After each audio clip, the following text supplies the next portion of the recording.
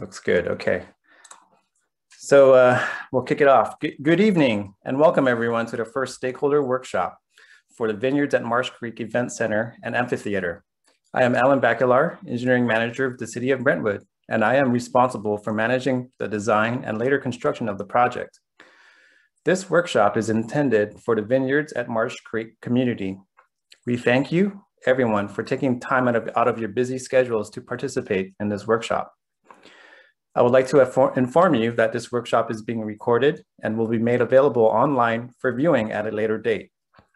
For the record, today is May 12th, Wednesday, 2021, and the time is approximately 6:02 p.m. I'd like to go over the goals of this workshop.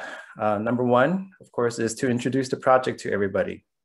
And number two, share the results of the April survey that all of you or many of you have participated in, and thank you. And we are very thankful for that. And most importantly, our goal is to have a conversation with everyone or with the community to help identify the needs, challenges, and concerns regarding this project. During the workshop, please feel free to enter questions you may have utilizing the chat function within Zoom. Additionally, there will be opportunities to speak and ask questions at key points within the meeting. When prompted by the host or by the presenter, you will be utilizing either the chat or raise hand feature within Zoom for questions. Our host will then unmute you and you will be able to speak within the workshop as directed. So again, as we move forward through this workshop, please feel free to use the chat function for your questions. At this time, I would like to quickly introduce the city team participating in tonight's meeting.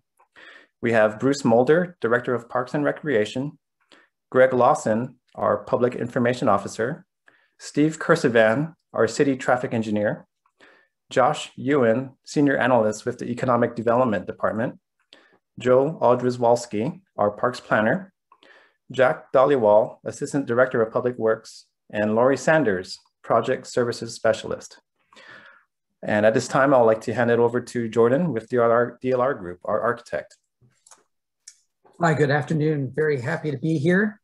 I'm Jordan Levin. I'm Principal Architect with DLR Group. I want to introduce my counterpart, Dan Clevenger, who is one of our senior programmers and principal also with DLR Group. Yep, great to see everybody. We're excited to hear your comments today. Like Jordan said, also a principal with DLR Group. And really, Jordan and I both specialize entirely on projects for the performing arts, like we're talking about here tonight. I'm going to share my screen because what we have tonight is a mural presentation, which is a digital whiteboard, which is a conglomeration of all of our current configurations and ideas that we would like to share with you this evening. Thank you. Thank you, Jordan. In the meantime, I'd like to also introduce Bruce Mulder, Director of Parks and Recreation, and he'll provide a brief history regarding this project and how we are here today. That's right. Let me unshare. Yes. Good evening, Trilogy residents. So I just wanted to kind of set the stage. This project here, this amphitheater event center, has been part of the development agreement with Shea Trilogy that goes back to 2004, the very early stages of when the residential development was put together. This particular meeting tonight is specifically targeted towards our Trilogy residents. So I want to thank you all for participating this evening and also participating in the stakeholder meetings. And I want to let you know that this is the beginning of the conversation. What you're going to see tonight is concepts that have been put together. And we're really excited with the city to bring forward what we think could be a real iconic complement to what is already, our feature residential neighborhood in Brentwood. You have a beautiful clubhouse, you have a beautiful residential development, and we think that this amphitheater has the opportunity to really complement the lifestyle that you already enjoy up there in the Trilogy. So I also do want to acknowledge too that many of you have raised some concerns, and you have concerns about the impacts of a project like this in your neighborhood. You know, things like the sound and traffic impacts. And so, you know, those things will be addressed. Tonight, we really want to invite you to see the concept, and toward the end of the meeting, we're going to get an opportunity to address some of those specific concerns as well, if they don't already come out in the presentation. So since 2004, there's been a couple of different feasibility studies that have been done for the amphitheater. And it's also gone through some different strategic planning sessions with the city council. So here we are. We're at the point now of really designing this project and moving it forward. The council at the last strategic planning session really wanted this project to be focused on more of a community venue. The focus is on 750 to 1,000 seats. So it's not the Concord Pavilion or anything like that. It's more of an intimate amphitheater that I think should fit in with the character of the John Marsh House, the Trilogy, and we want to present some of those things to you this evening. So we're looking forward to your feedback and looking forward to presenting these. So with that, I'm going to pass it on to DLR, to Jordan and Dan, to kind of walk us through what the vision is for this amphitheater. So with that, I'll pass it back over to Jordan. Thank you very much, Bruce. Great introduction. What I wanted to do was sort of share with you how we're going to do this presentation this evening. As I noted earlier, we have sort of set up a digital whiteboard where you can sort of see some of our inspiration that we'll talk about tonight, as well as some of our programming that is currently in place. And of course, our survey feedback section here that I would like to run through with you so you're familiar with what sort of everybody has inputted into that feedback. Then we're going to have some questions at the bottom that sort of generalize and get hone into some of the specifics of how we can go about making this space an ideal outdoor place in your community, enhancing the sight lines and bringing together all the successes that will make this a beautiful destination in your community. So first I want to start off by saying that the idea here is we will go through some of our planning discussions and feedback, and these pieces towards the end in terms of a Q&A, which we are going to open it up to you, will be timed sessions. The goals of today are actually to sort of hear from you mainly. So again, we're going to sort of run through the big picture, but again, this is for you, for your community. And this is really specifically why we're using the digital whiteboard that Jordan described. So you're going to see us taking notes, and you're going to see us reflecting the comments that you have today. This certainly isn't, and that's why we veered away from the more common kind of PowerPoint presentation. It's really kind of a one-way tool. We want to be able to collect your thoughts. So I look forward to hearing that. And it's very important that everybody understand that's on the call tonight that this is nothing that you're going to see here is set in stone. There have been no major decisions made yet. These are just ideas that are starting to be germinated, so we can sort of understand where this project can go. I want to tell you a little bit about DLR Group really quickly, so you know that the architects and the engineers that you have specialize in performing arts and cultural centers around the country. And on our particular team, we have a set of architects, interior designers, civil engineers, landscape architects. We have structural engineers, mechanical, electrical, plumbing engineers. And key to this particular project, we have acousticians, theatrical designers, audio visual specialists, and architectural lighting designers. And every one of the team members that are on this project has done and has a lot of experience in the performing arts. I also want to let you know that even though we're going to be talking about this today, and you may or may not get a chance to speak, there are additional workshops. Do not feel that you're not going to get a chance to have your voice heard. We have more workshops in late May. We have public workshops also in May. and again in June, July, and August, as you see the development of our progress. So we invite you to those. So let's talk a little bit about the site first. It's a beautiful site. I think you will all agree. You guys live in the neighborhood, and it's fantastic. The site is right at the intersection of Marsh Creek Road and Vineyards Parkway, and it is a perfect site in terms of its topography for a natural configuration of the landscape for such a space as we're talking about today, an amphitheater, an outdoor amphitheater. And in such, we are actually trying to minimize any earth movement and utilize the existing topographies to nestle in our configuration or the future design of this location and destination into the existing landscape. Now, keep in mind there will be some earth movement, but overall we're trying to keep that to a bare minimum. And a lot of that also has to do to try to save costs. So as we look at the site, and I'm hoping everybody can see this,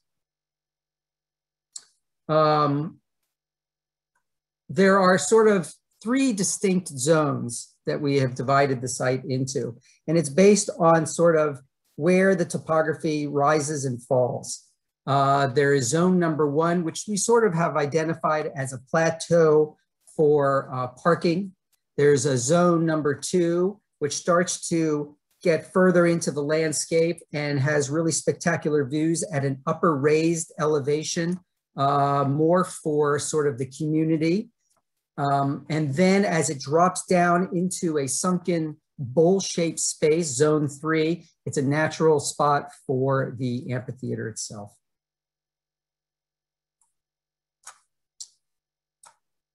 This particular diagram identifies that the concept is to really envelop the entire project with beautiful landscaping. This is meant to fit into your neighborhood. It's not meant to be an opposite. It is supposed to be settled in, and as you can see, the concept is that it takes the design of the vineyard and sort of celebrates it. There's sort of the concept of a patchwork quilt up in front, heavy landscape completely all around and through it, and also the concept of a dry bed arroyo that moves through the site. So you're always sort of nestled into the landscape while you're at this particular venue.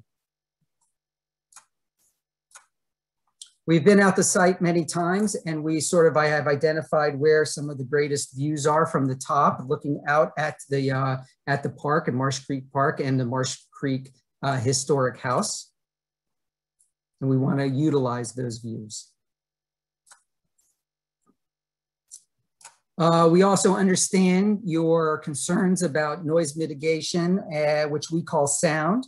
Understanding that this particular venue will require sound reinforcement, but the way that we will approach this project, and I will talk about it a little later with our acousticians involved, we will do computer modeling and simulations of the site to perfectly locate where that sound goes, how to direct it down into the ground, into the audience members, and not to have it become pollution up in the atmosphere.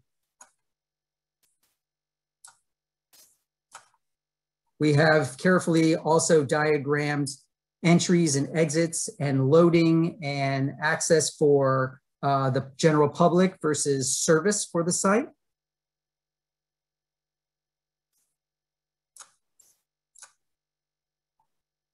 As well as identifying sort of the key elements in the program that we'll get into a little bit later. The artisans and vendor location up front that would also contain spaces like concessions and box office and public restrooms, as well as a wedding pavilion, a sculptural garden, a future event center that is located, that will be located as part of this, but not completed as part of this project.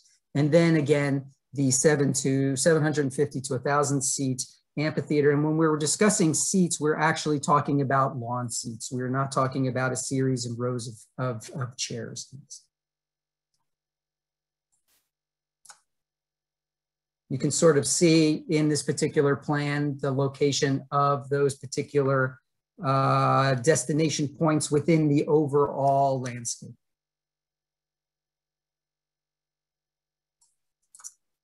I want to share with you a little bit of the actual perspective drawings that we've created for this particular project. I'd like to start with the overall view from behind the amphitheater itself.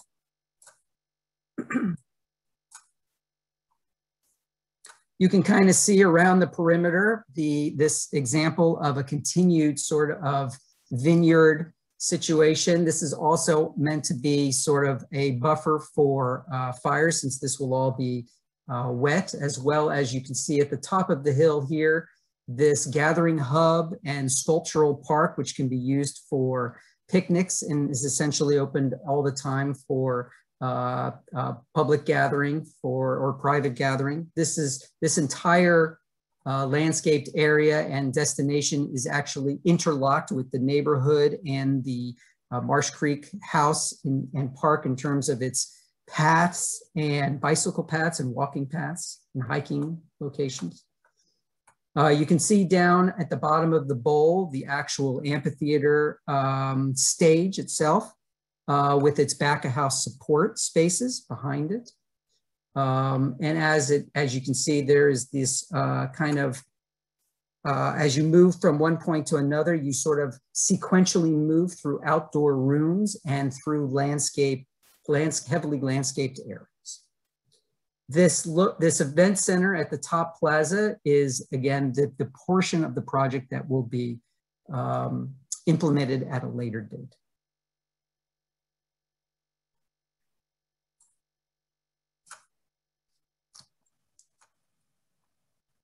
This is a view down from inside the actual bowl of the amphitheater, where the historic Marsh House itself is framed with the cantilevering roof of the stage.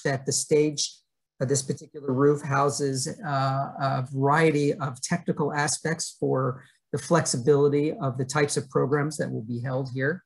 Behind that particular wall, again, is the back-of-house support spaces, such as dressing rooms, green rooms, loading dock facilities, and staging areas.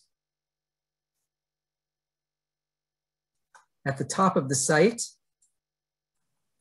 at the hub, is a welcoming destination that could house vendors and farmers market style vendors that can sell their wares and on any particular day, but it is in fact covered with shading devices. So on a hot day, you're not feeling like you're getting direct sunlight. This particular view is from that upper hub area overlooking the complete site. This is a view transversing through that arroyo from that entry hub into the amphitheater site itself. Dan, would you like to add anything to this? The only thing I was going to add is you can see the, as Jordan has talked about here, we've really, our thinking is around integrating into the landscape that's already there. It's such an amazing site, taking advantage of the natural topography where the bowl of the amphitheater could sit, and then really keying into what we see as key cultural elements of Brentwood, and the vineyards, the landscape, the connection to the agrarian history in some of the roof forms. So that's really where our inspiration is coming from. So, and that's about integrating into the culture that's already there. Thank you, Dan. So some of the project characteristics that we were looking at are the actual characteristics of Brentwood itself, as Dan had just mentioned. The concept of the farmers markets, the way that you embrace culture in your local community, the historic Marsh House. We recognize there are some of the concerns that you would find in any outdoor amphitheater in California, where the sun can be very hot and excruciating. We are looking at ideas of how to screen this, have a shading system that's retractable. So during an evening event, you can look up at the stars but during, say, a sunny day, we can actually shade the patrons. We will carefully study the way the sound moves through the site. This is actually an example of another project. And this is a decibel outlet study that shows how the sound moves in the site and the local community. You can see it's very contained within the actual amphitheater itself. We will be doing this and all sorts of studies in the existing topography, as I had noted earlier with your project. You can see in this diagram how the sound is actually directed down at the patrons rather than up at the sky. We're also looking at methodologies to have flexibility within the space so that there can be a small ensemble playing as well as maybe a film series that could be presented here. Other possibilities that could be attracted is a dance performance. All we would have to do is provide the infrastructure for drapery for the wings inside stage left and right. And finally, it would be also, you would also have the abilities for electrically to bring in outside acts that could perform here.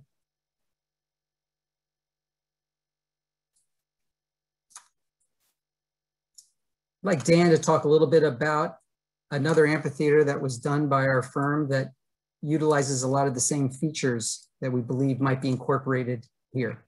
Certainly. Yeah, this is an amphitheater that's in Sedona, Arizona. So, you know, about an hour and a half north of Phoenix, if anyone's familiar. So a little bit smaller. This accommodates 300 now, but designed to extend, you know, up to 800 with future expansion. So this is one that really takes advantage, similar to some of our thinking there in Brentwood, taking advantage of the amazing views that you already have. So a little rockier here in Sedona, capturing the red rock characteristic, but you know, a lot of the construction as well is actually from the site. So you can see these rock gabion walls that are really just stacked rocks that are harvested from the earth to really create the perimeter walls of these structures. So these are some of the support facilities. You know, thinking of the way this really integrates with the overall landscape character, and taking a similar approach in some of the concepts that we're looking at here. So you can see some of those additional relationships to surrounding neighborhoods. And if you go to the aerial image, you can see this is also an amphitheater that's really surrounded almost 360 degrees by residences. So just like we're having the conversation here, you know, this was a lot of the discussion, some of the survey feedback we've seen, pretty similar to what we worked through on this site. And it's really been a wonderful community venue. The nearby residents and the broader Sedona community have really been very happy with what's been produced here. So, and the opportunity to have a really treasured community venue that can bring the arts, can bring music, and can also bring some sort of vendor festivals like Jordan talked about that we think are great possibilities here. Thank you, Dan. When we started this project, we actually looked at a lot of inspiration that we thought would be beautiful in this particular environment. A lot of it is that walking paths that would bring you into such a beautiful destination and site could be partially sculptural in its sort of nature. Also, the fact that there could be locations for picnicking, as well as how you actually, from an accessibility standpoint, get down and around the particular site. This notion of screening and bringing in light and air, as well as foliage into those types of outdoor spaces. These are several examples. But one of the things that really caught our attention is sort of the concept of utilizing this space as a Instagram moment, if you will. If in fact sculpture starts to play a heavy role in the particular environment here, one can see people coming here to sort of frame the view, utilizing potential of a playground area that is not your standard playground area, but more for children and exploring in nature. The concept of the dry bed arroyo, which would actually serve when it does in fact truly rain, how we're going to take away the water from the site so it doesn't get flooded out. And of course, this concept, this beautiful concept of utilizing the vines as kind of a quilt in the space.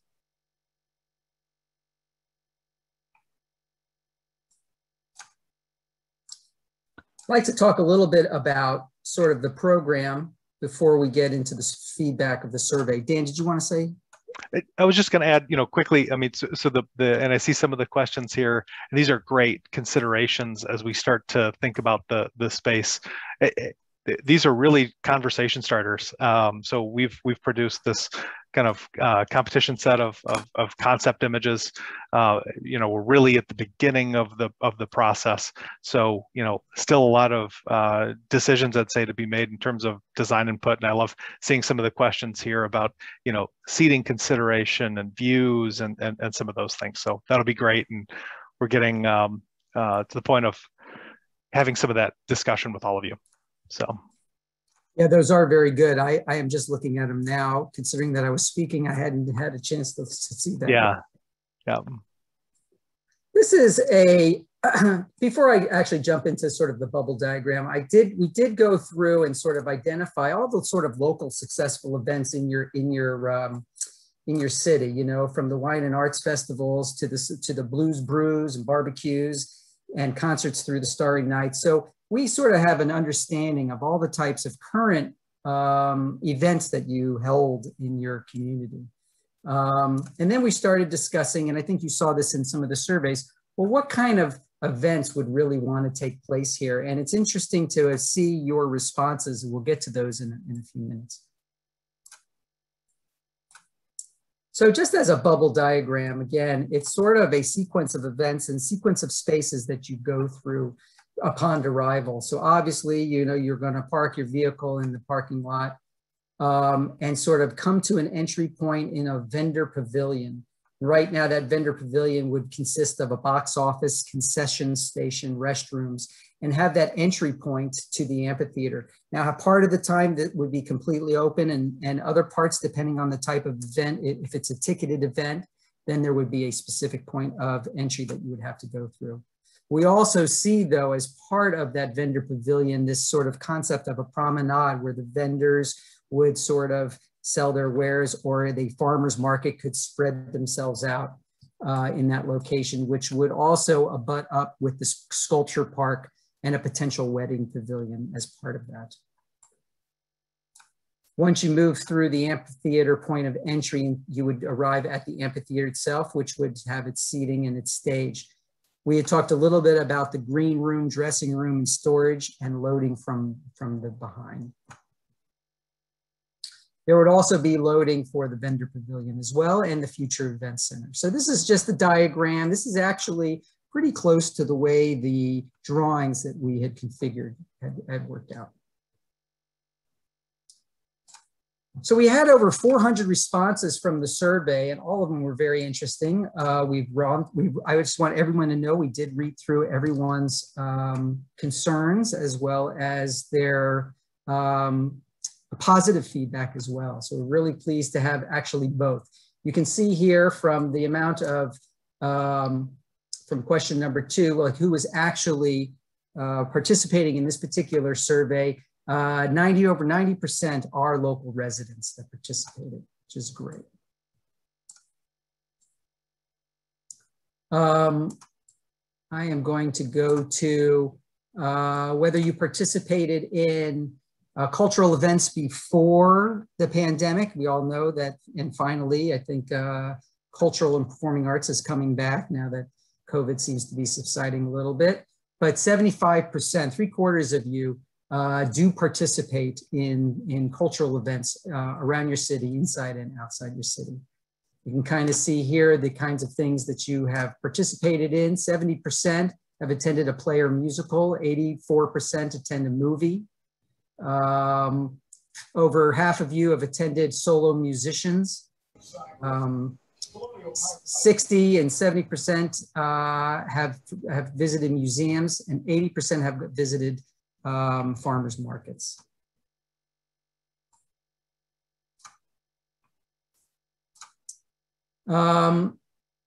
Based on the last question, 85% of you have gone to these events outside your city, 68 inside the city. Of course, we could change that by building this venue.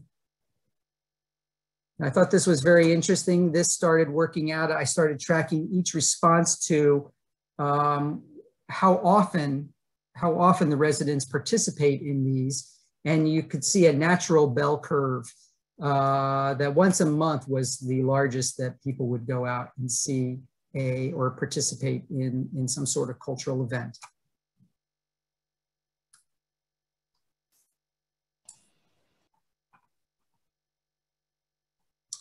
I thought this was actually very interesting. On a scale of 1 to 10, rate your happiness.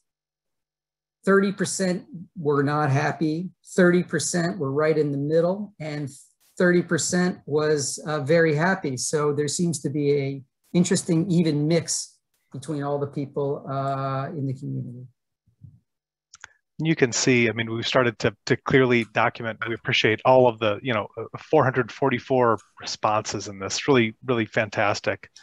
I think might use some of the time here and start to get some of the direct feedback from those who are on the call here today. We can always circle back to some of these comments and some of the surveys.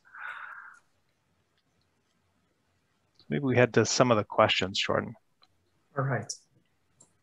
So just if we come back to it, the blue tabs are all the comments. There were a lot of repeats, so I've just identified them there. So the first question that we sort of have that we would like to speak to everybody about are, what are the most pressing community needs that you would believe would be met by bringing this facility to fruition? And what I'd like to do is sort of open this up. I'm going to have Greg sort of spearhead who will speak, and we'll give everybody a couple of minutes, and I'll have a little timer here just so we can kind of let everybody have an opportunity.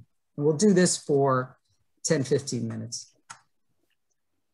So what I'd like everyone to do, if they can, please use the raise hand feature. And when I call your name, I will then ask you to unmute, and then you can give your feedback at that time. So if you could do that, that would be great.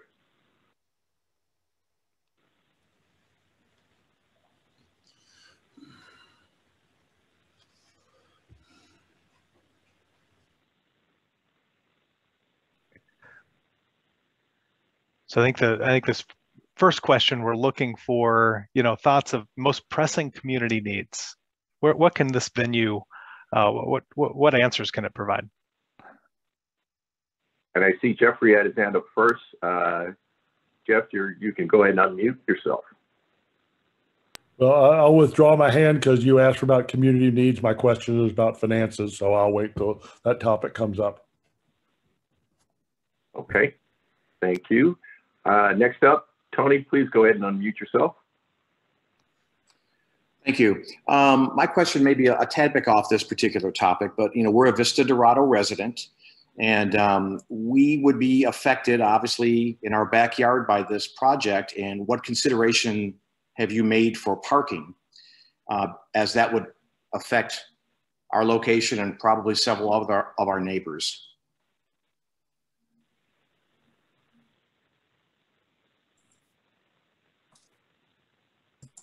Yeah, I think Jordan, if you go to the plan, I mean, parking is really important for this kind of facility, and keeping it within a area that's you can see we've really been conscious, at least in early thinking, about making sure it's a landscaped experience and really contained in the site as well. I would also add that when you think of 700 to 1,000 seats for people, that is not that there's going to be 700 to 1,000 cars. there's a sort of mathematical equation to how many people might come in a car. So we're talking only several hundred cars here, 300, 350 cars in this particular parking lot. And as Dan had noted, there's a concept of a buffer of landscape around it, as well as landscape within it to help directionalize the person who's parking where they want to go. So as if you were actually in the parking lot, you would see more landscape rather than just a gigantic Walmart parking lot. Okay, and then if Jeff and I believe Jeff, you can lower your hand, that'd be great. Next up, Ken, if you can please go ahead and unmute. Yeah, I have a couple questions. First of all, how big is this in acres is this whole facility going to be? Is the first question. Second question, are they going to raise our taxes for this? How much is it going to cost to build this damn thing? And because we're already paying Mello-Rouge taxes already. And the third one, I'm an old fart, so I forgot my third one.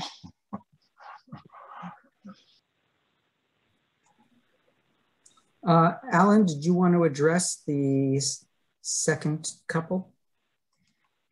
Let's go with maybe the first one I recall was regarding how much this would cost. I might have to defer to Bruce Mulders as far as this answer and possibility of raising taxes is the question. Sure, I'd be happy to take those questions. So the first one on the cost of the project. So the city has, I think, $8.1 million to build the amphitheater. So that is the portion that will be used to build this first phase of the development, which was trying to do is basically get what you see completed, except for the event center, which is a future phase to the project. This $8.1 million, half of that was part of the development agreement, and the developer has paid that money specifically for this project. And the rest of it was also development impact fees from this project. So this $8 million is for this project. It cannot be used for other sources, specifically for the project. And there's not an anticipated, property tax that's going to be increased for this. The ongoing operation cost will come from the revenue that's generated from the project. And that might be phased over time, but it's being built. And we're really emphasizing maximizing the revenue from this project and mitigating the ongoing operational costs. So that is something that we have really emphasized with the designer of the project as we move forward. Thanks, Bruce. And just to add, regarding the question as to how many acres, the project site is 31 acres total. So that's the overall site that we're looking at that the city is now in ownership of. So we have 31 acres that the city currently owns here. The other piece with regards to the cost of facility and the future phase for the event center, yeah, that will be determined. But as far as what we have in the development fee program that we're collecting as development throughout the city moves forward, we have a total budget of a little over $14 million. So, and that's to go towards the event center piece when that moves forward, as well as included in that cost will be 2 traffic signals that we're looking at including as part of this first phase. The up to two traffic signals will be installed along Vineyards Parkway at the 2 entrances. So that will help with facilitating the entrance and the ingress and egress of vehicles to and from the event center and amphitheater. Going back to the question about parking, the other thing to note is we do know that this community is very active as far as using bicycles and also golf carts. So that will be taken into consideration as well when looking at participation and event goers, considering there should be a good a decent amount of people using either golf carts or bicycles to get to the amphitheater as well. So that should help with parking when we're looking at that in the future. Okay, next up, Tony Pappas, if you can go ahead and unmute yourself.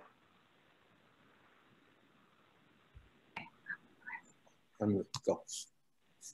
Hi. My other question about the parking in the back is, since you've stated that zone 3 is going to be the highest part, does that mean that you're going to build that part up and it will be more visible and will feel more like it's in our backyard? Well, I'll clarify that the highest part is actually where the venue pavilion actually is in that sculptural park. So the parking is actually slightly lower. Yeah. Okay. I'm just real. Go ahead. My apologies. You can go ahead and unmute. You had another question.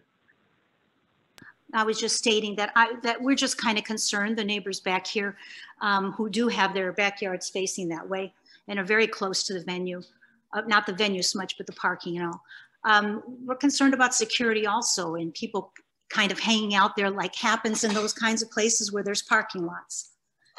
So how are we going to make sure that, you know, we don't have those security problems?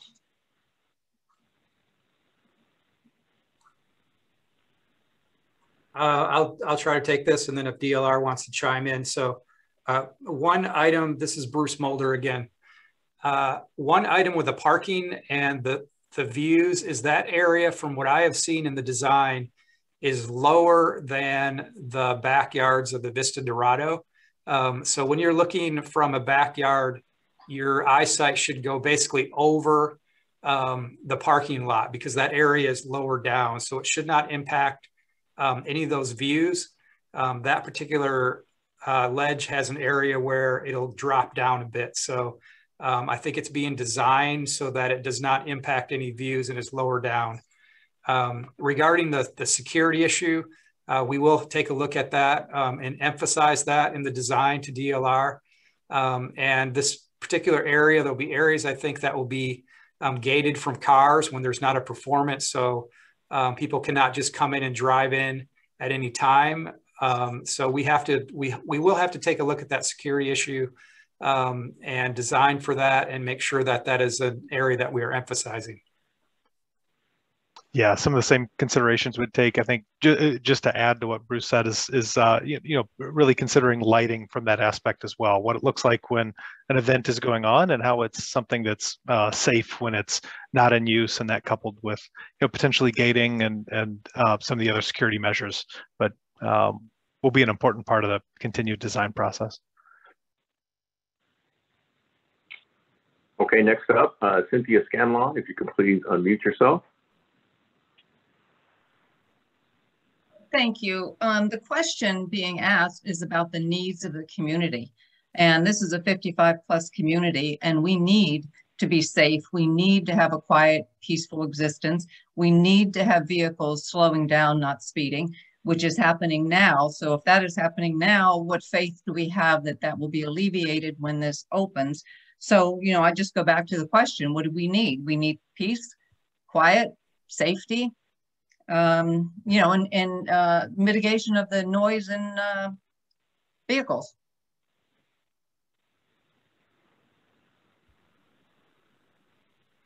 That's great, and I think all aspects really critical in the the evolution of this design. I think those are great thoughts. Okay, next up we have Robert McHugh, I think it is. Go ahead and unmute yourself. Unmuted. You can hear me? Yes, yes. We can hear you.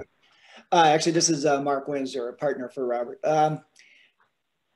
I don't really know very much about what this project was all about. I know there was a little thing on that when we bought a property here at Trilogy, that there would be a center there, although there was really no information about it. And it sounded like it was going to be a very small facility.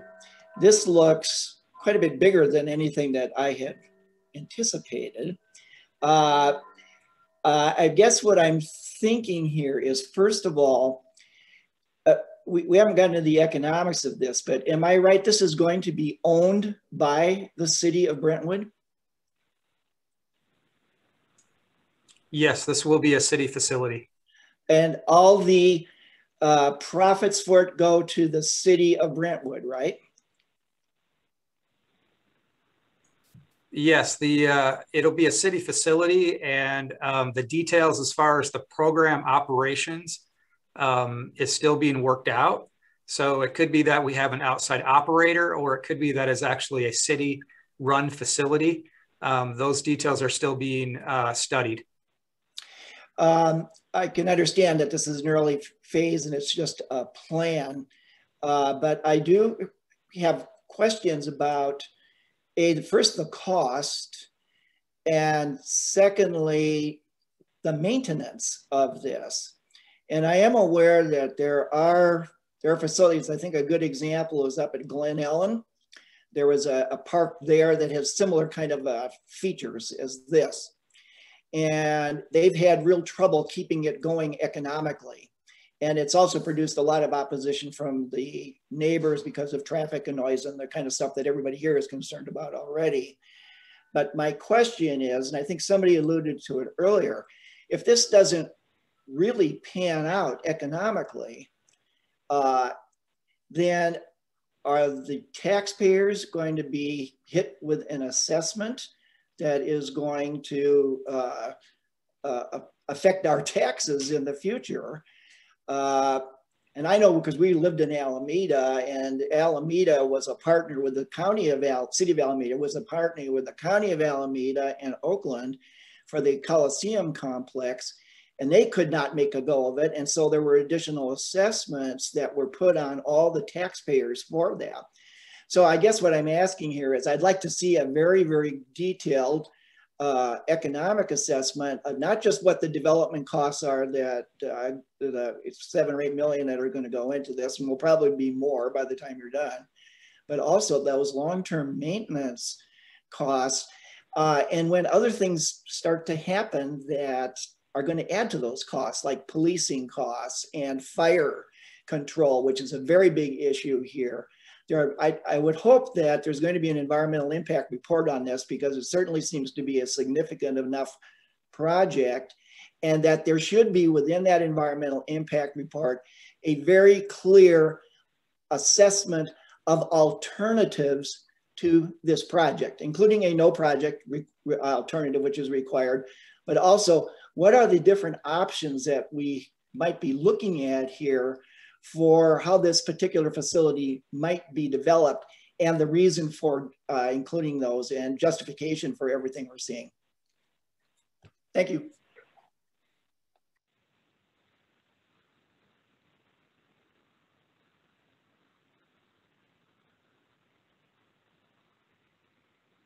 Okay. Also, if you can please lower your hand if you're done speaking. Next up, we have Susan Burleson. Please go ahead and unmute yourself. Yes, I'm unmuted. And my question is this. With the consideration of places like the Concord Pavilion and different places that are open amphitheaters, I'm really wondering, when you talk about lawn seating and you recognize that you've got Trilogy, Somerset, you've got people who are over 60, over 55, and there's those of us in our 70s and 80s. And lawn seating is not going to be something that is doable. And I'm wondering what you are planning in terms of seating that is comfortable for the people who are attending. And are there bleachers? What plans are there for the seating so that older people can enjoy this amphitheater?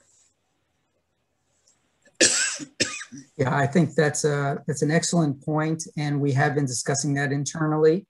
And again, this hasn't been refined and designed, but comments like that are something that we will wholeheartedly take into account and try to design this to accommodate that. Yes. Thank you. Yeah, that's great. Okay. Next up, we have Kathy and Joe Eli. If you can please unmute yourself. Yeah. I'm concerned about, I guess, the clarity of the way you described the project and the way the amphitheater feasibility study describes the project. I mean, when you ask what are the needs of Brentwood, you know, I'd like to try to address the cultural needs of this community, but also the study, it talks about serving a region, basically 3 phases, I think of it. And in the first phase goes all the way to Livermore. It goes most of Contra Costa County, or a large part of Contra Costa County. That's sort of like one region. And then it goes even further. I think the third phase goes to areas above Santa Rosa, which is hard for me to envision right now.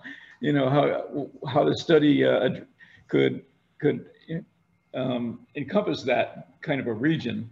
It's a marketing region they're talking about, I guess. I mean, I would say the regions of this community, our Brentwood community, are much, much different. You know, I don't think we need a concert venue, you know, especially with loud attractions and that sort of thing. You know, it's just very hard to understand, you know, what we're seeing. Even the letter said it had 150 capacity seating, whereas the feasibility study has much greater than 1,000 or 2,000. I forget exactly what the exact number is. Much greater capacity. So, or even 4,000. I'm hearing here. When you're addressing the needs of the community, we need to understand that much more clearly than we have been able to do it so far from your information. So, you know, if you want to talk about the need, what I perceive as the needs of the very local community, I'm thinking on a much smaller scale, you know, exhibits, maybe, you know, something order of a nature museum or that kind of thing, or, you know, picnic areas, you know, exhibits, smaller exhibits, fairs, and you know, farmers markets, whatever, but that kind of a scale. I would like you to, at some point, address what the needs of the community should be that we're expected to evaluate here. Yeah, I can start. I think Bruce may have something to add. We actually worked together on the study that was conducted. So as you mentioned, some of the numbers you just quoted from the study that was conducted a couple of years ago and kind of led to where we're at now was looking at a variety of different options. So there were some larger options studied, and ultimately the area that we ended up with was kind of in the mid-range. So it wasn't the smallest venue, but certainly wasn't as large as some of the catchment area that was looking at some of those larger seating counts. So I think that's something to consider with that study, is it was done to look at a variety of different kind of integers and catchment areas, and arrived at something that's really to the mid towards smaller range. Yes, I would agree with that, Dan. What part of that feasibility study that was done was looking exactly at that, the feasibility. And one of those options in that feasibility was that they thought that there was a market for a much larger venue that could be pretty successful. However, when this was brought forward to the city council and through strategic planning process, the city really landed on what they thought would be the best for Brentwood and the best for this particular site. And that was a much smaller venue that's more community focused and serving more our kind of local region and with more intimate events. Not necessarily that we're not going to draw people from outside of Brentwood for some maybe more high ticket, more, you know, kind of, but still not huge events, but but the flexibility to do a lot of different things with it. But it was more to present something that was more at the community level. And that's where it landed on 750 to 1,000 seats, and not something that was much larger than that. Okay. Next up, we have Tom Martin. If you can please unmute yourself. Yeah, thank you. Hopefully you can hear me here. Couple concerns, and I read through a lot of the 100+ page that the developer group had put together, but a couple real concerns out there. One is clearly traffic on Vineyards Parkway. That parkway is not designed for the traffic. You can put in all the signals you want. It still is a 2-lane road, one in each direction. It's not going to handle the 1,600+ parking spaces that you're putting in there. While the mini events are going to be smaller, you're going to have some larger events. We're not going to be able to handle that level of traffic. Number two, we're building out a facility that's $8-some-odd million, I think you said. While we may have the money to do that, as I read in the proposal, we've got 20 years before this project is even break even. I don't know any business entity that would ever look at a 20-year break even project to approve. My thoughts, thank you.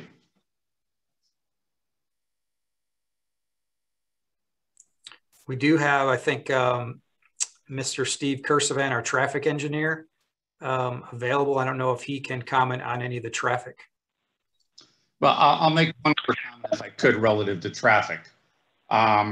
You're looking at a 1-lane or 2-lane road, 1 lane in each direction. Let's look at the traffic congestion that currently exists with the two of the 3 high schools that are in the area. Heritage High School, traffic is an absolute nightmare trying to get in and out of that area. Freedom High School, absolute nightmare trying to get in and out of there. Football nights. Adding to that congestion again in a different part of town. Thank you. Well, if I can, let's look at this. So you stated 1,600 parking spots. It's 300 parking spots. The vast majority of which, I believe, when we did the study for the community college, are going to use Highway 4, Marsh Creek, Vineyards, and back out. So I don't think you're going to see 300 going northbound on Vineyards Parkway. Let's look at Heritage and American. We're talking about 3,500 kids on a dead-end street. So you're looking at a volume of, in the morning, about 2,000 to 2,400. So you're talking 10 times more cars. So I don't think the two can be compared. Vineyards Parkway, as it exists today, can handle this traffic because you're talking about a 30-minute point in time when people will arrive and a 30-minute time when they will leave. So I think Vineyards Parkway can handle that, and then that's part of the whole design here. We don't want the Concord Pavilion with 3 lanes in and 3 lanes out. You're going to have 2 ways in, 2 ways out, and the volumes, I think, can be handled.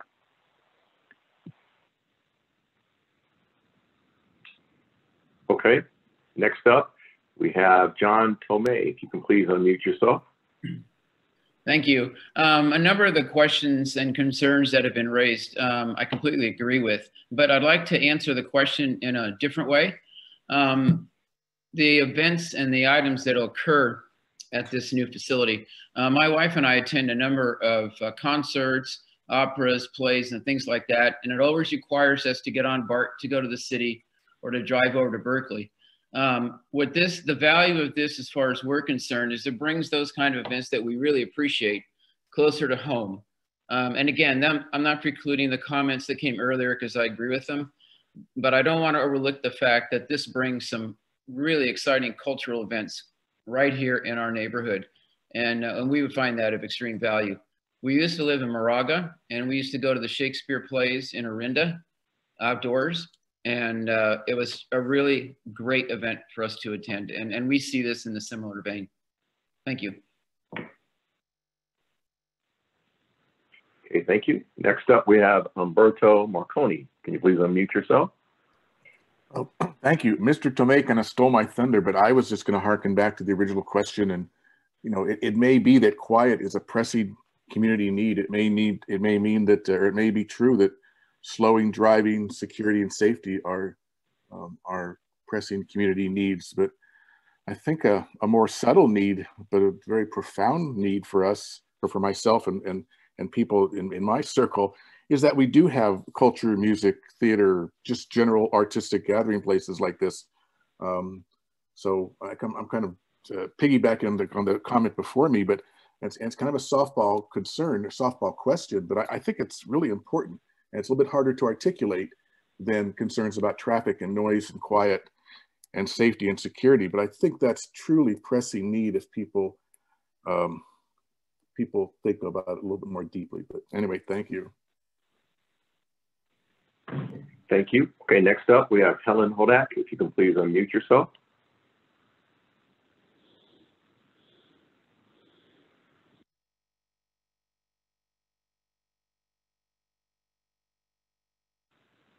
Helen, go ahead. Hi, excuse me. I'm an old person. It took me a while to get there. One of the things that you've talked mostly about, and the pictures were gorgeous from Sedona, is that the amphitheater and event center mostly thus far is going to be used for wedding venues or concerts. We do have places in Brentwood now who host weddings, Trilogy being one of them, and we derive a considerable amount of income from that. We do have wineries, Hannah Nicole, who puts on concerts here, and I'm sure that's a revenue generating effect from them. So my question is, are we really just talking about moving money around from, say, Trilogy or the winery's pot into the city of Brentwood's pot? Or what steps are you taking to make sure that you're actually increasing demand and not taking from one center and giving to another? Thank you.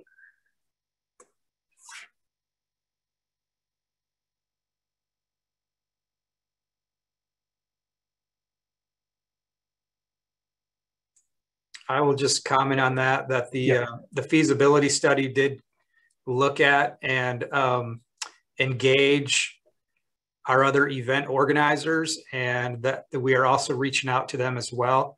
The idea behind this is that it complements all of those other private sector events. And, you know, the idea is not that this would compete or take away from what is already available. I think that, you know, we have an opportunity here to provide, you know, a cultural park that can be a venue that can handle music and theater, arts festivals. And the idea is that this can complement what we already have in East County.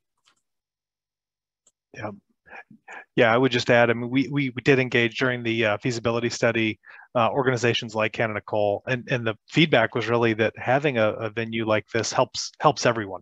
And that it's, you know, it gives them opportunities to have some of the farmers market kind of venues, and actually elevates the entire community. So.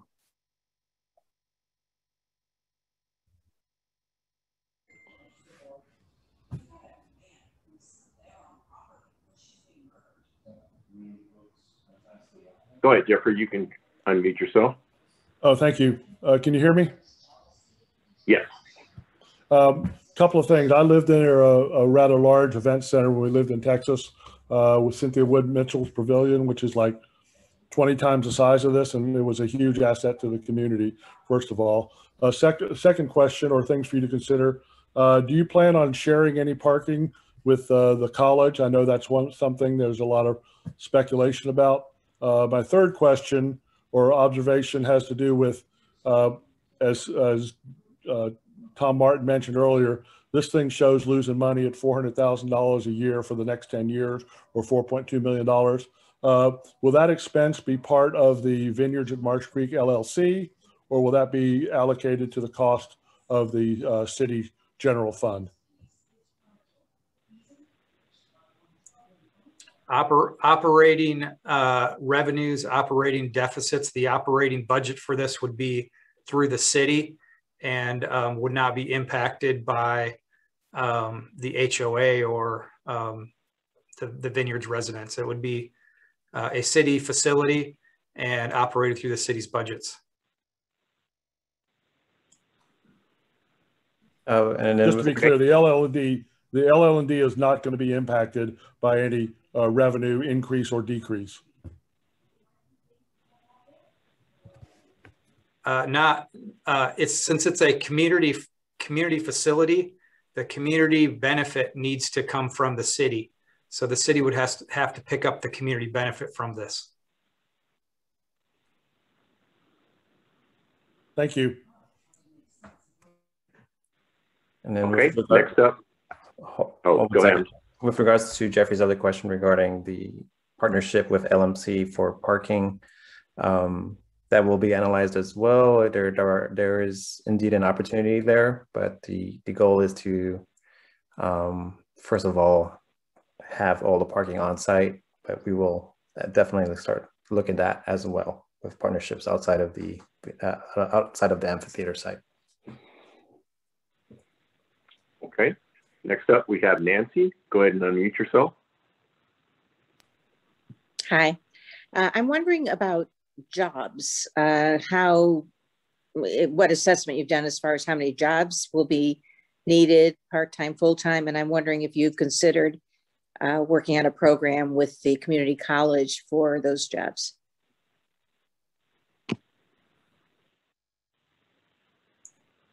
Specific number of jobs has not really been analyzed yet, but there has been some very initial conversations with the community college and basically looking at the two facilities and synergy behind both of them and opportunities for working with the college for cultural arts programming, things like that. So, but yes, there will also be opportunities for jobs for when the venue is actually taking place for the different things. So it will be a jobs generator from that point of view. But we haven't specifically looked at, how many, full-time equivalent types of jobs would be coming from this. Okay, next up, we have Ken on your iPad. Go ahead and unmute yourself, please.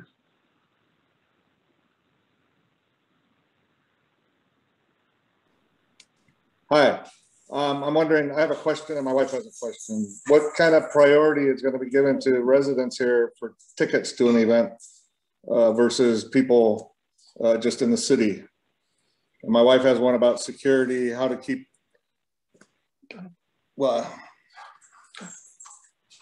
how are you going to keep people, you can keep the cars out, but how are you going to keep people, the homeless and that out of there?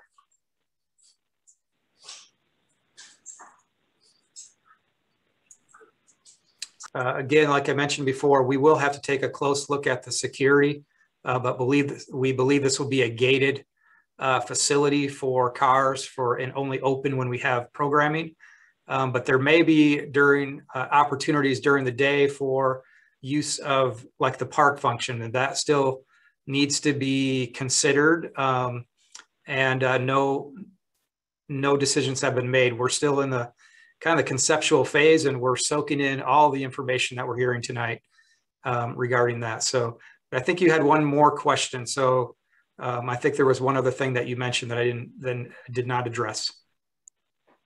Bruce, it was about residential priority or priority tickets for the residents here. Yes, no, again, no decisions have been made on that, but this will be a market-driven type of facility. So I think the programming will respond to the needs of the market.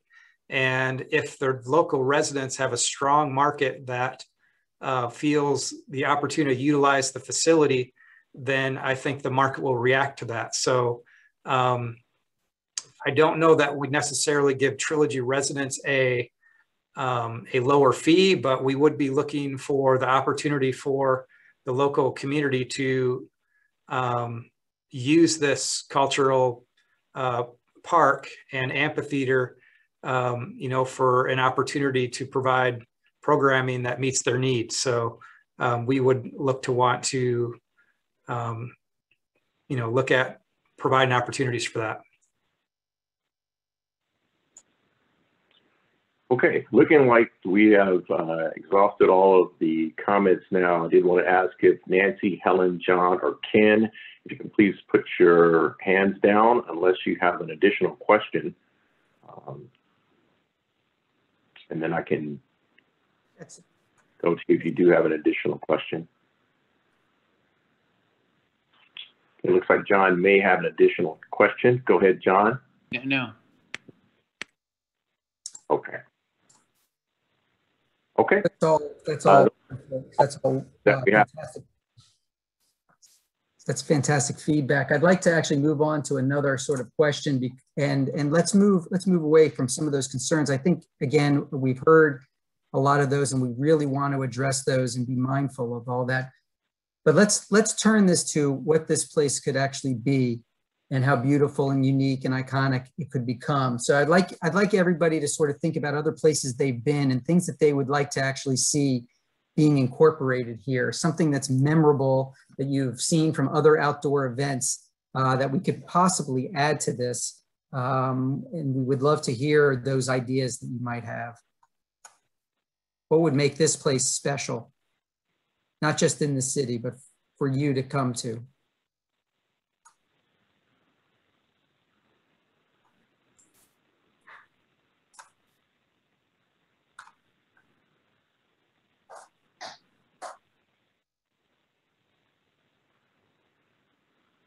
Once again, if you can use the raise hand feature, and then I will unmute you if you have any comments on that.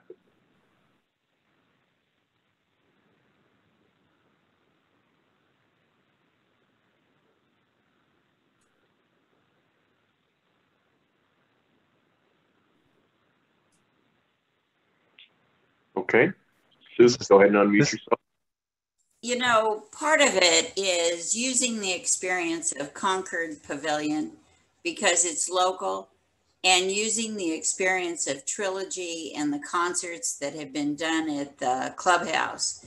It seems to me that what will matter is not only the convenience and the parking and the security and all of it, but the ambiance and enjoying concerts that are comfortable and feeling good. And so it seems to me that Brentwood needs to take advantage of what has Concord learned from their experience in their pavilion.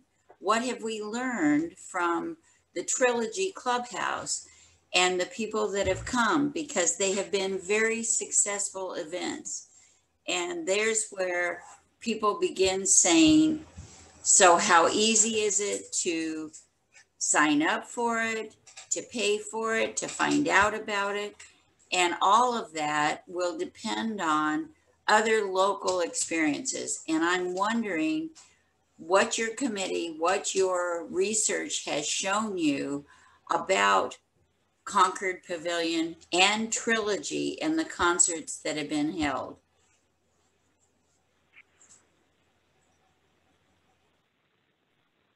Well, I think that's a great observation, great question. And I hope there's some more thoughts on what makes the club venue special and unique to Trilogy. Look forward to hearing more of that and your experience there. In terms of Concord, that it's fairly generic. There's nothing that really defines that experience. It's not really connected to a sense of place. You could be watching a performance anywhere.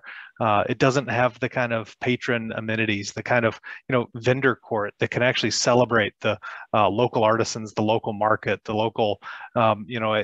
We had a conversation last week and a discussion of being cherry season. So when it's cherry season, that's the products that are being sold there. So I think those are some of the things that we're thinking can be unique here. And really differentiate it from Concord. I think this wants to be kind of the antithesis of Concord. But look forward to your thoughts. Want to hear what your experiences have been. Yeah, I'd like to remind everybody that the Concord Pavilion actually seats 12,500 people. So that's quite a different experience. Yeah, I think what we're looking at here, this is a much more intimate experience with fewer people. smaller acts, a wide vista of views and other sort of celebratory things like, you know, little food courts and things. So it's different. It's going to be different. The comment about intimacy, I think, is important there. So. Okay. Next up, we have Ken Young. If you can please unmute yourself. Thank you. My comment is, you know, there's a real opportunity here, and I know that a lot of this is outside of your ability to change things, but the John Marsh house and the history of early California and Eastern Contra Costa County is really significant. And so, if anything that we could do to tie in, you know, this idea of the sculpture garden, I also really love. And so, and they could all be walking paths together at some point. And so I think having this as a destination for, you know, times when we're not having a performance, but just come out and walk around and enjoy the history of this area would be a really nice thing to have. We love those thoughts, and some of the ideas of, you know, kind of shaping the canopy and the structure so that you really capture a vista of that, thinking of that experience of, you know, the audience while you're sitting. What are you looking at? And I think appreciating the park, appreciating the landscape and the history of this place are really important. Right. Thank you for that. Tying it all together is actually very important aspects that we've been discussing. Okay, next up we have Nancy. Please go ahead and unmute yourself. To answer your question that you have here, we also, like John, go to Cal Shakes, and something we really appreciate there is they open up a couple of hours before a performance.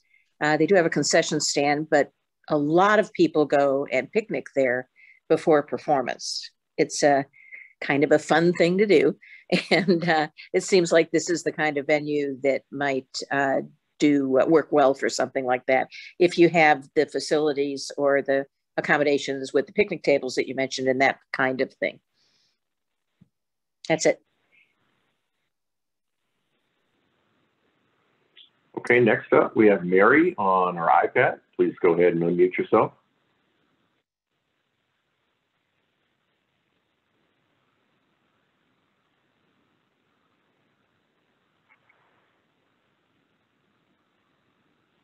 Mary's iPad, if you can please unmute yourself.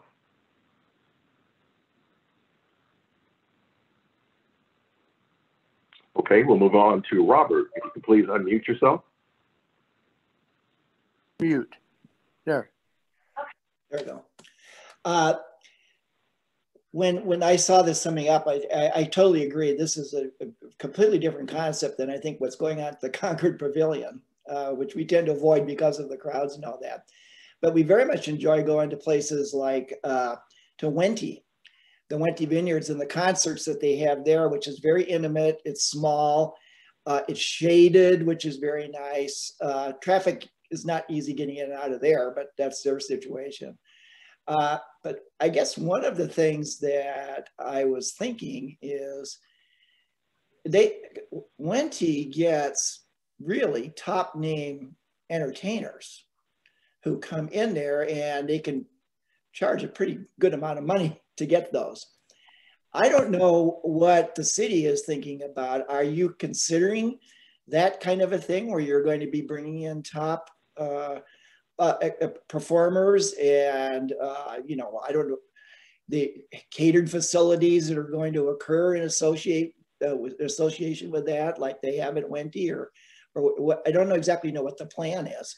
It'd be nice to have you know, some nice concerts here that would you know, bring some very, very good entertainment. I don't think everybody's excited about heavy duty rock concerts going on in the middle of the night, but I think that that can be controlled as well. But has that concept been tossed around at all about, you know, doing something like what Wente is doing?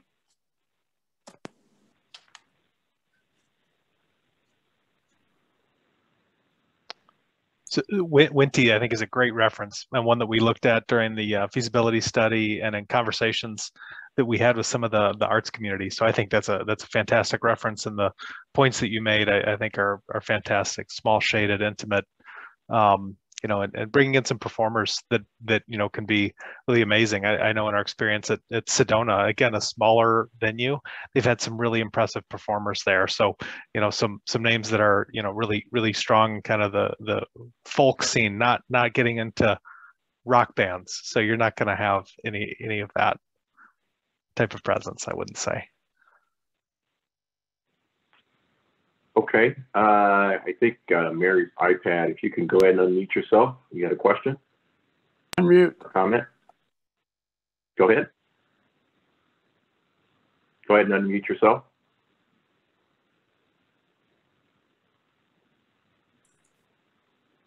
Unmute. I'm trying to unmute. There you go. You're unmuted. Got you now. All right. I live at Trilogy, and I think that we need any more traffic on Vineyards Parkway than we have now. It's so hard to pull out as it is nowadays. And all the surrounding communities are having the same problem. I would think a better place would be on the west side of Sand Creek. There's no housing around there. It's an undeveloped area. And I think there would be a large area that would accommodate your needs and everything. So, you know, take that into consideration. Or change the entrance to this one. If it has to stay here, then make it off of Marsh Creek, not off of Vineyards Parkway. Thank you. Okay, next we have Mimi. If you can go ahead and unmute yourself. Hi. Oh, wait a minute. I'm going to move to a different area. We are often, well, we lived in Sonoma County, so we were patrons of Transcendence Theater, which existed up in Jack London State Park. And it was a wonderful venue because of where it was located within a very historic area. And they do these fabulous productions, and you're within the ruins. And I just could foresee that you could get that same kind of ambiance. They would bring in local wineries. You would do wine tastings ahead of time. And it becomes this amazing community experience. And it's a gorgeous setting where the sun is going down as you're watching the show. And if you're looking for interesting kind of experiences, I think that this could actually provide something like that.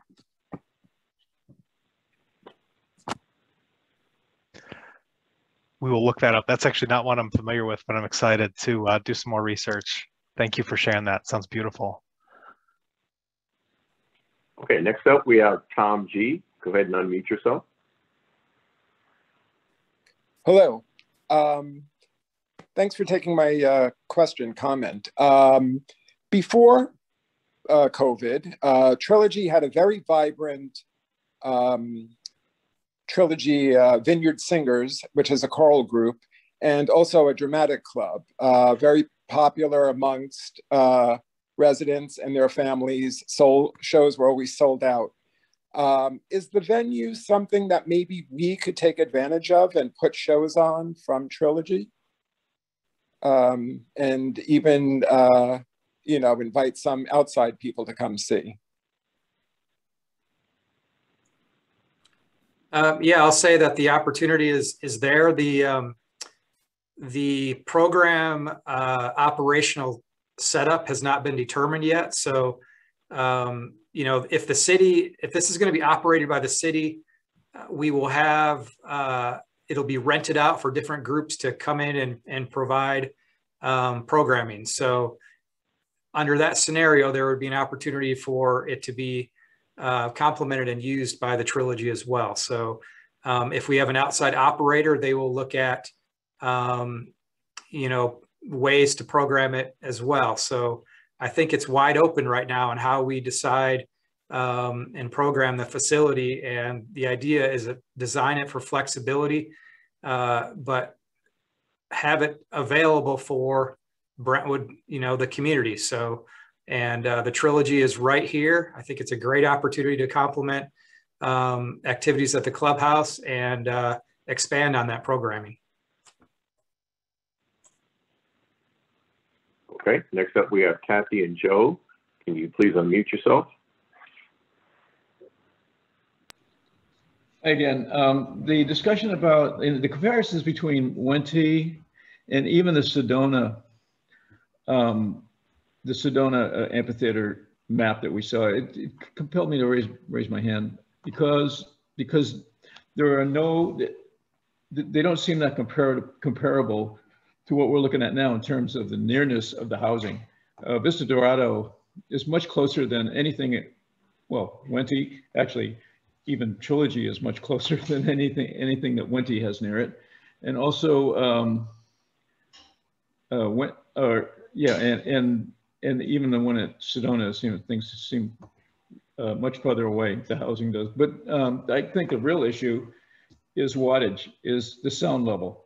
I think it has to be on almost an acoustic scale to really not impact Vista Dorado residents. I don't know. I just wonder. I think that the ordinance and the noise ordinance in most cities is like 60 decibels at the property border of the property border of the residents. That's pretty low. That's conversational level, and I just wonder, can that be achieved in an amphitheater with say a band? You would hope they're not going to have Volkswagen-sized speakers, but I mean, even a moderate-sized speaker was going to make a lot of noise. That's my concern about that discussion about Wente. Yeah, I'd just add that'll be integral to our design thinking. And like Jordan shared earlier, we have those specialty disciplines as part of our team and part of our in-house team that we work with really on all of our projects, so that are going to focus on the acoustics, the sound from the space, and the systems that will provide the amplification. That those work in tandem. So certainly something that we're going to continue to focus on. We hear you. Okay, next up we have Trina. Go ahead and please unmute yourself. Hi. The venue that came to mind when I heard about what you were building here was Villa Montalvo in Saratoga. Very much of the same similar ideas. They have a stage area where a very intimate setting of concerts are being played. They have graduations. They have a higher level where you can sit and have dinner parties and other kinds of venues on there.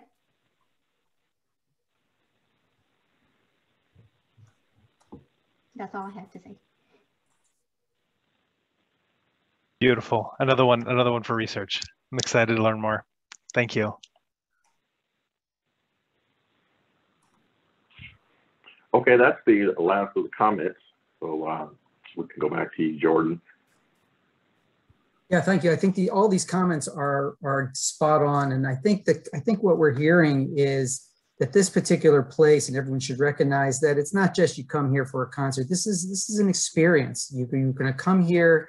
It's going to be an intimate setting. You can have your picnic ahead of time. You can, food sources will be there prior to a performance. There'll be sculpture and art exhibitions. This is something I think for everybody. And I think, regarding things like security, this is integral to all of architecture, for architects to think about the buildings and their surroundings and security. So these are things that we constantly address all the time. So we're going to be very heavily considering how to implement that into this, as well as Dan had alluded to earlier, the concept of the acoustics of the space, right? We don't want sound to leave the area. So again, we will study all of that with all of our specialty consultants that surround us and have done these types of venues before.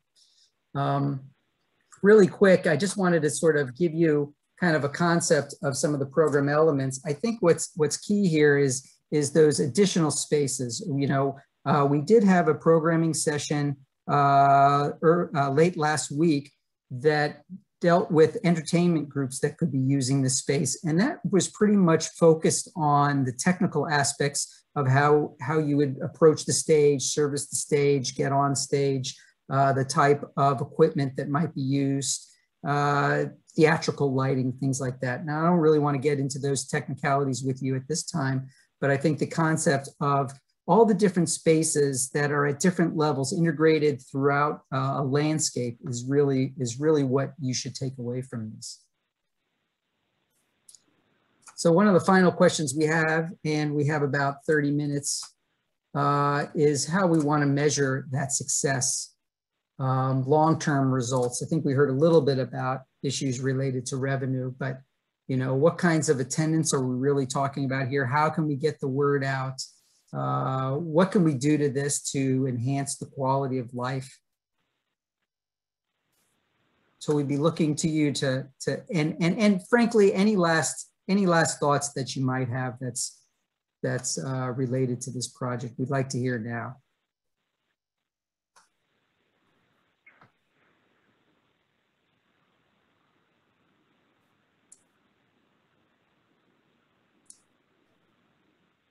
Once again, if you can utilize the raised hand feature, I'll call your name and ask you to unmute at that time.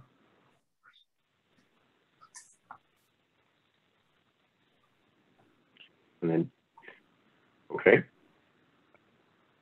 Cynthia, go ahead and unmute yourself. I think I can say without a doubt that the plan is absolutely beautiful. It's stunningly beautiful. And as quite a few people said, it could be a huge success and could be something that we would utilize. Obviously, some of the questions we would have as a 55+ community, as I said, is safety. How much will we be taking away from the clubhouse that we have? The music festivals that we have, the wine tastings that we have. We bought into this quality of life, this a good lifestyle, and how much of this will be taken away from that we bought into. You had indicated as well as 2 new stoplights coming in. Quite honestly, if you live in this community, that is not enough because they'll be coming up and down the hill. And we have such a speeding issue as it is. We've got the sideshows, we have all of that. So that is a huge issue with all of us. And I know this is still in the planning stage. And, again, thank you for doing this. But that is, if we could come up with a solution, if you could tell us the solution, then maybe it would put us at ease. And it's not, this big unknown thing. What if? What's going to happen? We have the college coming. We have this coming. We have that coming. So it's just a lot of upheaval at the moment. But my hat's off to you. It's absolutely beautiful. Cynthia, thank you for that. I think the key here is that we're just trying to hear all of these issues. Architects, we're problem solvers, we're designers. I think if we can take back the feedback that we hear tonight, we can start to generate really how this is going to look and feel. And then we're going to meet again. And we look forward to hearing you and seeing you, and potentially even in person in the coming months, where we can actually integrate face-to-face. We can discuss this. So there are no answers at this time, right? This is just, let's hear from you, and then we'll take that back. We appreciate those comments. Okay, next up we have Joe Gibbons. Go ahead and unmute yourself.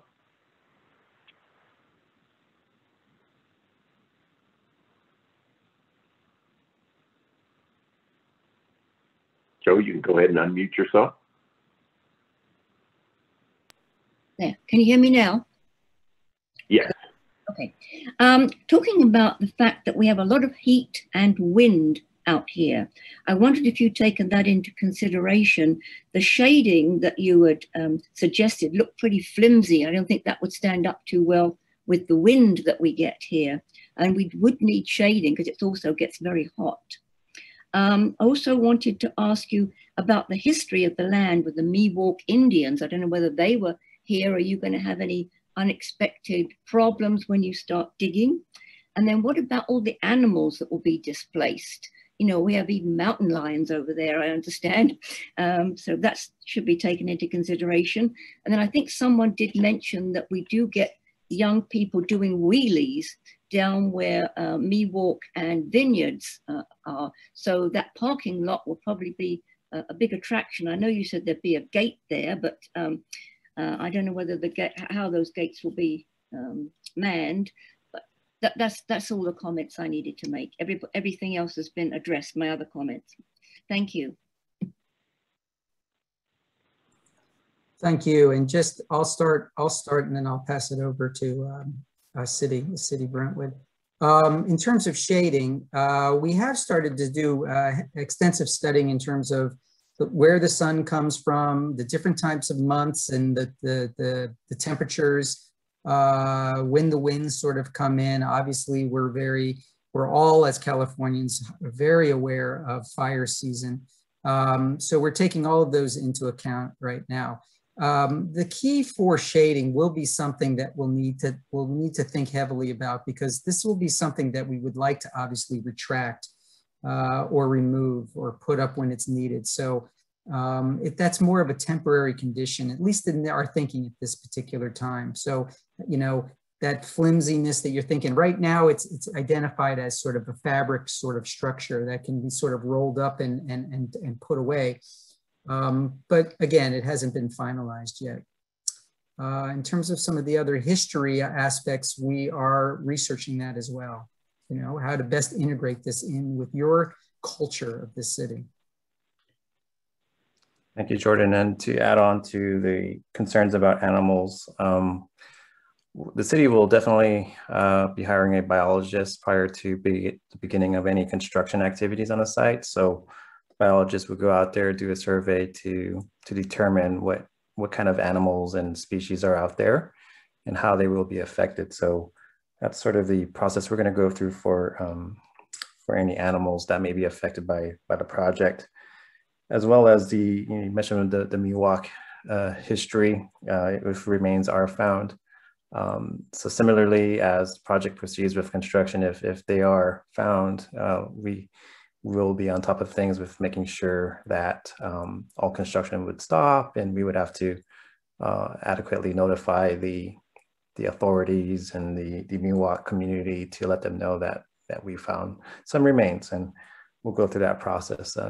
But yeah, we will have that in mind as we move forward. Thank you.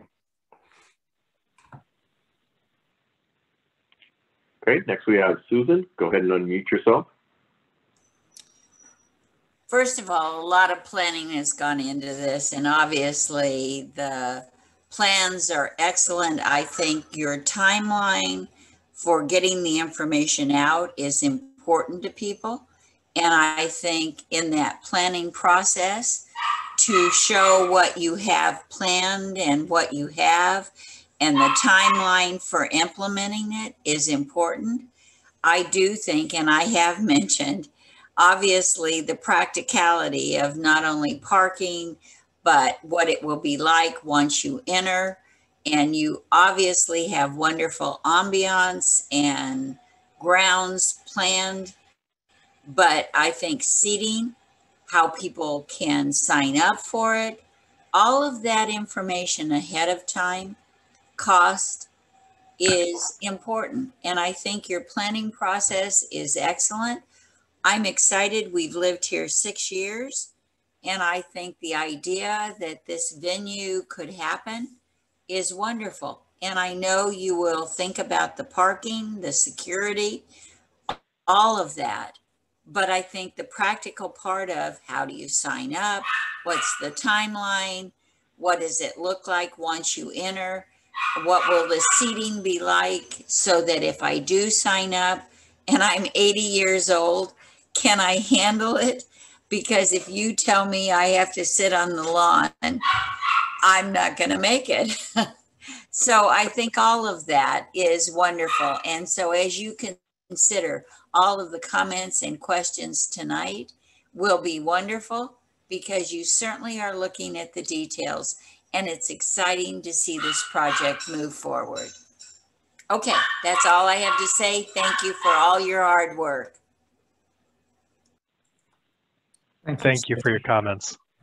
Thank you.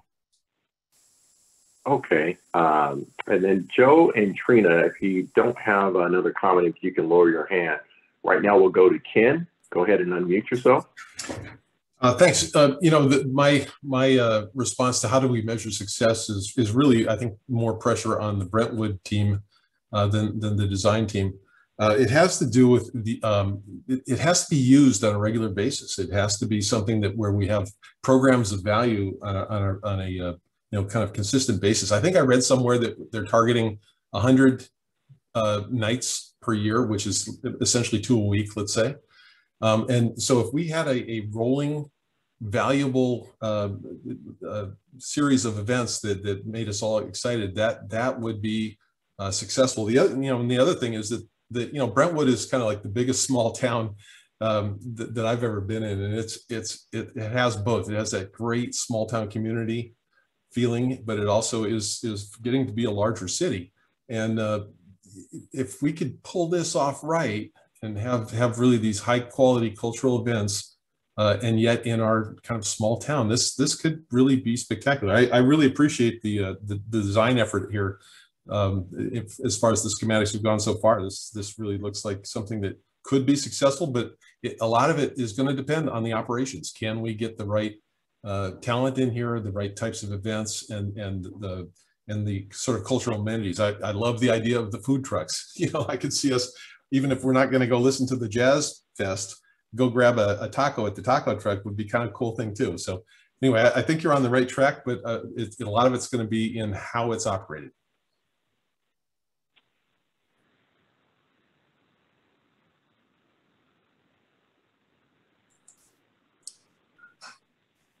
Thank you for that. Great.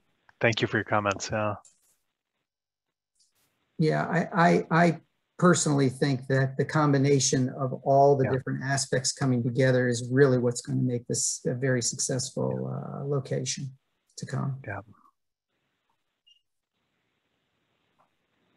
All right, time is up. No, so I think as we sort of sum up, I had sort of, you know, we've heard from a lot of people, and I think we've heard from a variety of things. I really just sort of want to open it up to sort of anything, any other questions that we can sort of respond to, and we could share images again to sort of help spark some of those questions that you might have.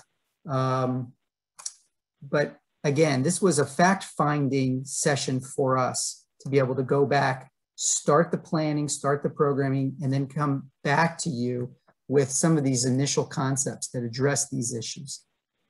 So if there's anything else, we would love to hear at this time.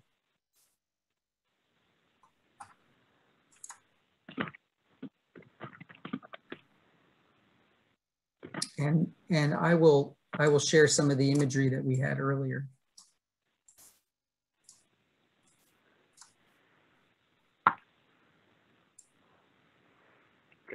Okay, we do have one hand raised. Robert, go ahead and unmute yourself. Thank you so much. I would actually like to hear more from the city about the process as we move forward. Obviously, this is very early in a planning process, or midway through a planning process, perhaps. But obviously you're soliciting input now, which is great. I'm glad that you're doing that and coming out to particularly this community, because we're the ones who will be getting a lot of the effects. And if there are negative effects that we'll also have the opportunities to, the best opportunities perhaps to enjoy use of the facility. But at this point, you're getting comments. What happens next? You come up with a final plan, and then you're going to do, a mention was made that there were going to be biological studies and cultural resource studies.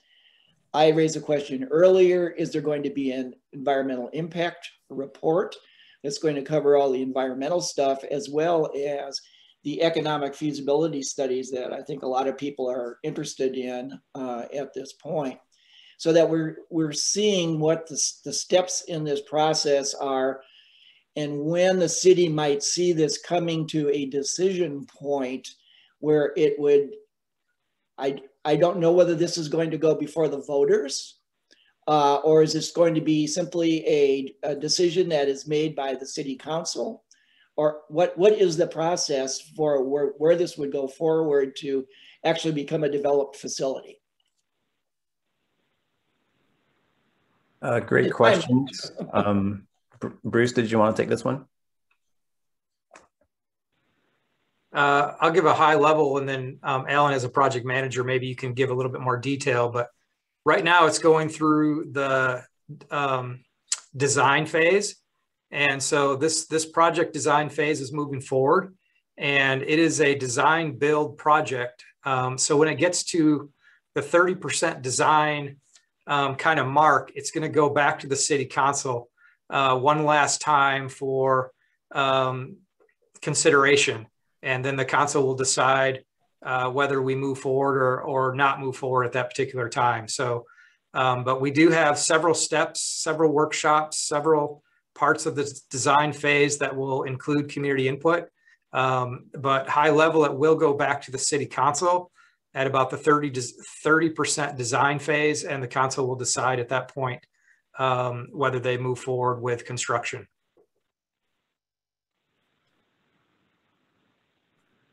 Alan, anything you want to add as far as the timeline for that? Yeah, from a high level overview, that's correct. So we're currently working on nailing down the programming for the site. So that's what we're doing through these workshops initially. At some point, once we have a better idea as to the programming that we're going to be targeting for the site, we'll come up with some conceptual drawings to further refine. What you've seen here today has been really preliminary concepts that we're sharing, but appreciate the feedback. It looks like we're headed in the right direction, but there are several more workshops that we'll have to go through, including public workshops where the whole city can participate in. So that's kind of the stage we're at. We're still within, and that's all within the 30% design phase. And as Bruce mentioned, prior to moving forward with hiring a design build firm to take this to 100% drawings and design, construction drawings and actual construction, we'll have to go to city council for that final direction. Timelines, if I recall, if everything goes smoothly, construction may start next year. I think we're looking at the summer of next year to start, and then we're looking at a year of construction. So those are some general timelines that we're looking at.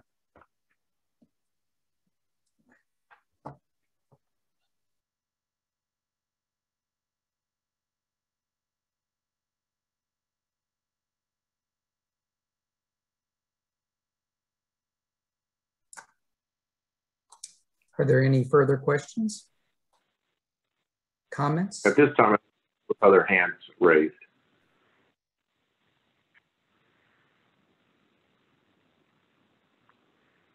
I did want to also let everyone know that anything that you placed in the chat feature, we will take down and have for the design group. So we will have all of those comments that you did leave here in the chat. We will actually have those documented and available. At this point, I see Nancy, if you want to go ahead and unmute yourself. Yes, it's me again. I'm wondering if you looked at or you're considering any environmental features such as solar power, or doing anything about the water that's being used there, and what accommodations you're making for that sort of thing. Thank you.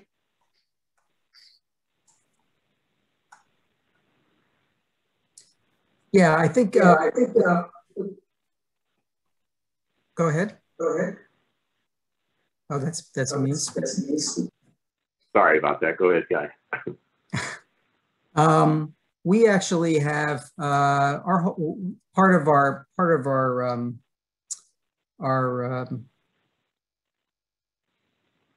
DLR group has a kind of a whole sustainable aspect to ourselves that we promote entirely. So we are actually looking at sustainability for all of our projects, not just any one in particular.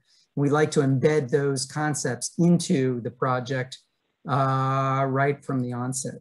So we have been looking at some of the sustainable aspects. We have a team of sustainable experts in our company that we would work with for this. We've identified one particular individual that would work with us on this particular project.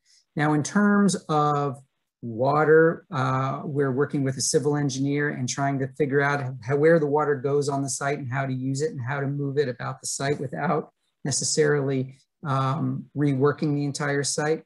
But in terms of solar power at this particular time, that's kind of an added expense that may or may not be able to be implemented to a degree that it would actually be usable. But I still think there are other aspects that could come into play. So it's, again, early in the design for these.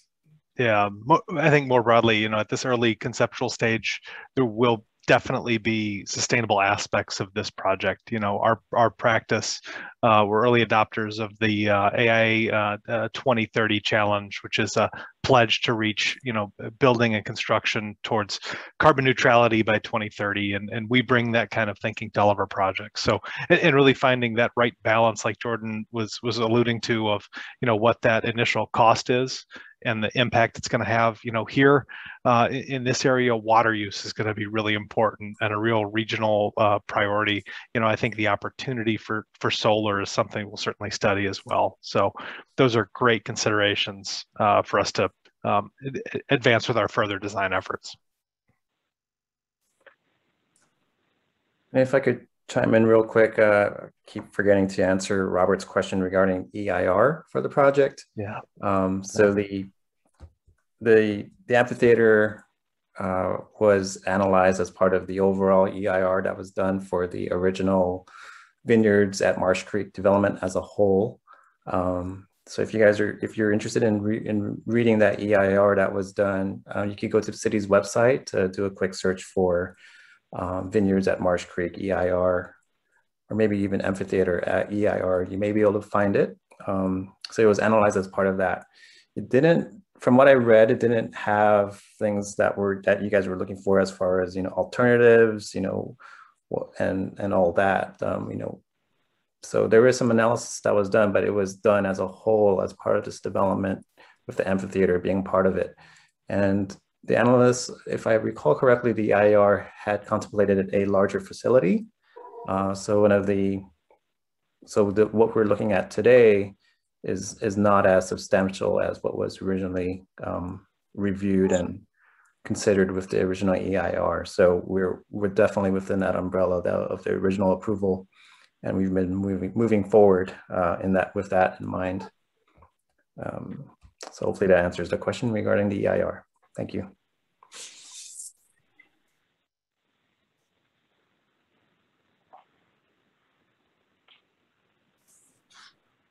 Robert, do you have an additional question? I see your hand is raised.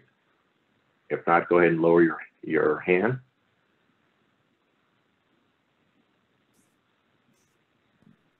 Okay, if you have an additional question, go ahead and unmute. I would tend to, having done a lot of work in the past with environmental impact reports and California Environmental Quality Act, I would suggest the city might take a hard look at whether the original master plan EIR is still valid, given how much has changed in recent years. And I want to raise a good point, because I know a number of people who are on this call have made mention of the fact that, for example, the noise level on State Route Bypass 4 has become extremely problematic here at Trilogy. And the EIR that was done for the development did not adequately assess that. And I think that's been pretty well been determined. Things have changed a lot since the development has gone in, and just the Trilogy development itself, plus the community college, plus whatever else is happening, suggests that there is a good reason to do a more comprehensive and up-to-date study that addresses the issues that people have, like noise and the sound levels and traffic and all the, and you know, as well as the biological things. I think at the very least, the city is going to have to prepare a supplemental EIR because this is a fairly significant project. That's all I have.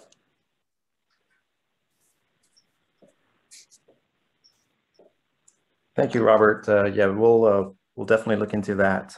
You raised some good points with how the city has changed since the original EIR was done. So we'll definitely circle the wagons and take a look at that and make sure we're in compliance with current CEQA, and we'll go from there. We'll definitely report back on that in our future workshops as well.